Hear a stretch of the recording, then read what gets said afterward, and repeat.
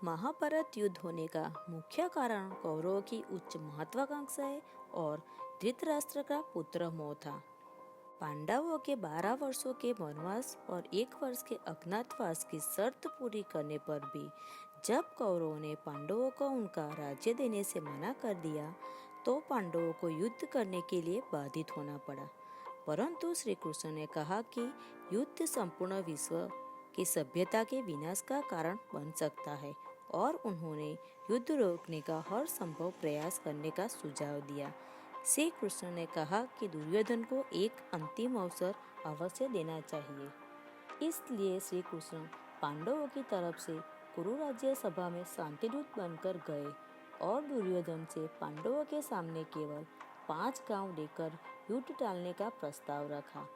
जब दुर्योधन ने पांडवों को सुई की नोक जितनी भी भूमि देने से मना कर दिया तो श्री कृष्ण ने उसे समझाया कि दुर्योधन के इस हट के कारण उसके वंश साथियों के साथ साथ कई निर्दोष लोगों को युद्ध की बलि चढ़ना पड़ेगा। इस बात से क्रोधित होकर दुर्योधन ने श्री कृष्ण को बंदी बनाने की कोशिश की, परंतु श्री कृष्ण माया का प्रयोग करके सबको अपने विराट रूप से भयभीत कर वहां से चले गए। इसके बाद तो युधिष्ठिर को युद्ध करने के लिए विवश होना ही पड़ा।